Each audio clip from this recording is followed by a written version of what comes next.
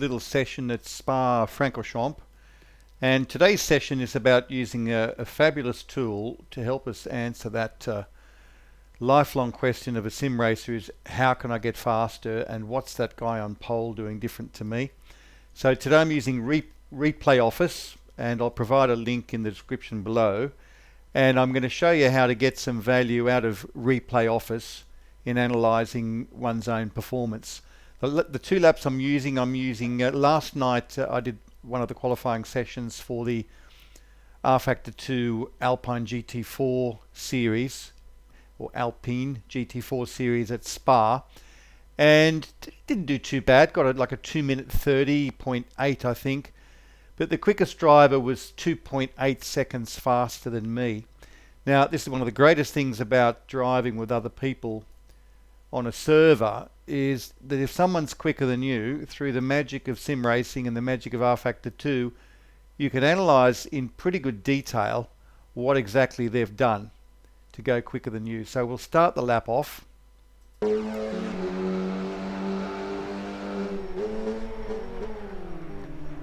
And we'll get a couple of sort of, let's call them macro details as we go around and enjoy the lap.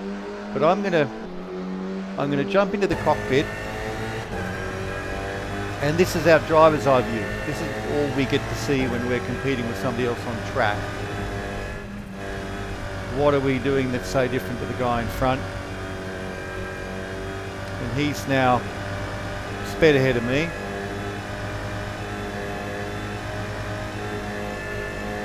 As we approach Le Coombe, the end of the Kemmel Straight, big braking zone.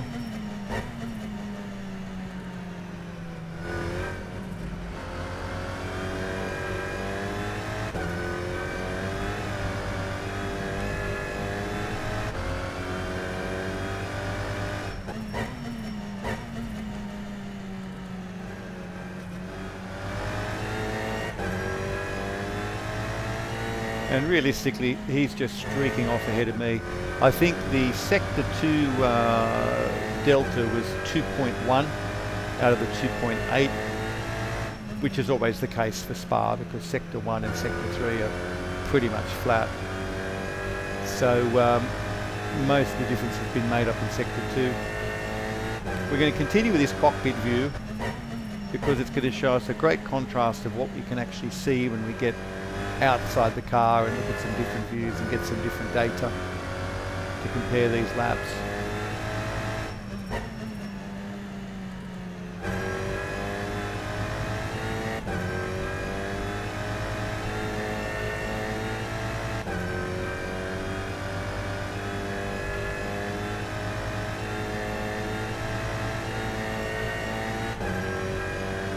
That's a mighty gap that he's pulled considering we crossed the start-finish line together.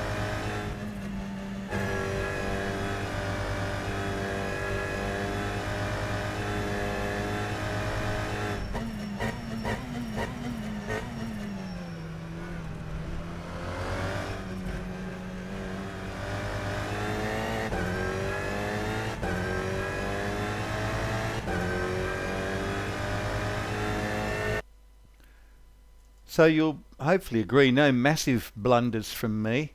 Where did all the lap time go? Let's get outside the car and have a bit of a look.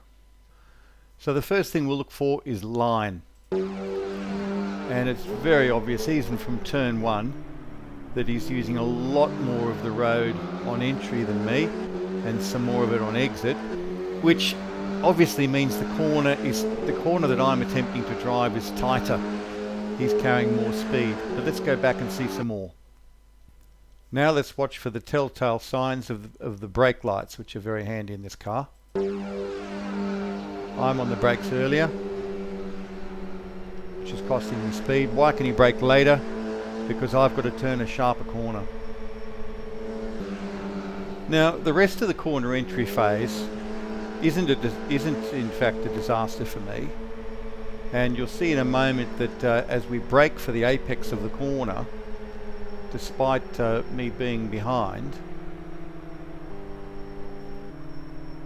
that the pole sitter has a slower minimum apex speed than me. He gets as low as 60 kph and mine was 66 kph. So at this point I'm traveling faster. What's he doing differently that's given him this fantastic drive off the corner? And by jumping into the onboard view, the answer's pretty simple. I'm in second gear, he's in first gear. So that's a really easy bit of low-hanging fruit for us to grab from turn one. Now before we leave turn one, there's one more thing we'll grab. Fantastic turn in and big lick of oversteer on the way out. Now that tells us that there is distinct possibility that this guy is using a bit more oversteery setup than we've got. So that better drive and acceleration has already yielded some advantage, but this next bit is not down to setup, this is driver error. And you can see yet again the pole sitter is using a lot more of the road than me. And that's why it's so, it can be so deceptive from the car. You think, oh, I'm really on the edge of the track, I'm using all the road that I can, but then you see it in black and white that you're not. We'll jump on board with our competitor here and to check his maximum speed at the end of Kemmel Straight, and we can see that that better line through Eau Rouge Radion has netted a top speed of 238 kph before the braking zone. We haven't done too much worse, we're at 237, so I guess we're nearing the maximum potential top speed of these cars, heading up the slight incline of Kemmel Straight.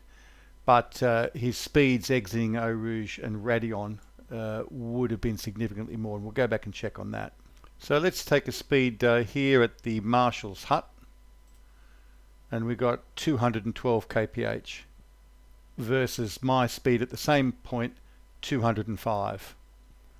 Braking point, brake lights come on here. Let's take a reference here. We see that little red portal for the Marshalls. This is for the pole sitter, and that's the braking point for my good self. Next thing, we'll revisit the issue of line again, and let's see if I'm using as much of the road. And it is like the nose on your face. I pay a massive price here at the turn into Le Coulme. If you look at the minimum speed there on my steering wheel, I get down as low as I think 107 kph due to the acute nature of the corner that I've created with my sloppy turn in and sloppy line.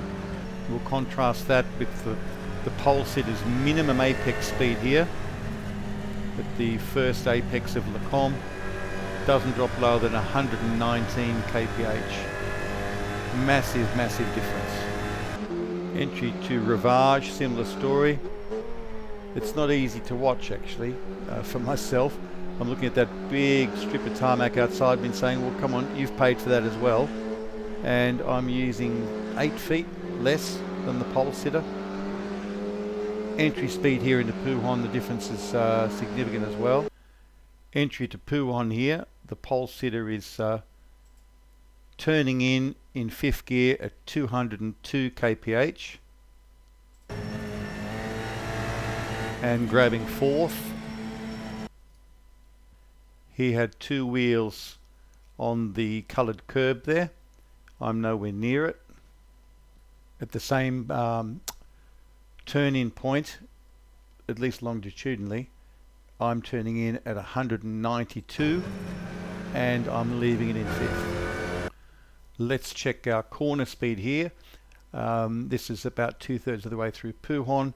This is the pole sitter, and we'll use this little footpath here as a handy spot to compare like with like. 178. Phew, some good news. Same apex speed, 178. So we learn there that I'm suffering more on the entry. That's our pole sitter on the exit of the corner before Paul Frere. That's me at the same spot. Pole sitter's positioning and line, my positioning at the same point. Here's the pole sitter's braking point on the main straight after Blanchimont. Its top speed was 231, mine was 228. That's the braking point for him. Let's try and get another reference. There's a little red entry port there. And that's my braking point. And you can see the same entry portal there. So I've effectively braked at 150 metres, and I dare say the pole sitter's braked at more like about 120 metres. So thanks for watching. I hope that was informative. It probably wasn't an enormous amount of fun because it's pretty methodical going through a lap and working out what the very quickest guys or girls are doing that you're not doing. And the takeaway, I suppose, is you've got to break it down. It's very easy to just look at these things and just not be able to figure out what's going on. But here, using Replay Office, you can look at these the really key points. And I get out a bit of paper and I write down the corners of the track, and I'll note down the various apex speeds between myself and the pole sitter. Look at the big macro issues like line, which was so painful to look at, which looks so different from in the car. There I am again, not using all the road. And for me, it's been the same ever since I started trying to get faster, just not making the track wide enough. So some of these old habits become the sort of the low-hanging fruit that we've got to grab. But you'll come away knowing what you need to do different with line, what you need to do differently with braking points, what you can change about how you're managing the lap around the circuit in that regard. And sometimes you'll look at a gear shift points, because there's a couple of corners there where we're using different gears and I'm losing out on the exit of the corner. And then sometimes you've got to look at it and say, well, is there some setup involved here? And I'm not using setup as an excuse, although it is a favourite thing of mine to work on. And what I need to work on now harder is driving. But it looks to me like there's a bit more oversteer dialed into this car that I'm chasing so badly. And that's something you need to explore. Get the car a bit more on the nose and try to manage that. And I think that's one of the skills of the real aliens, is that they can handle a car that's a little bit stronger in the front end, but they can still deal with the consequences mid-corner through sheer skill and talent and practice. So that's an example for you of how to work objectively on your lap time using Replay Office. So thanks very, very much for spending the time with me. Signing out now.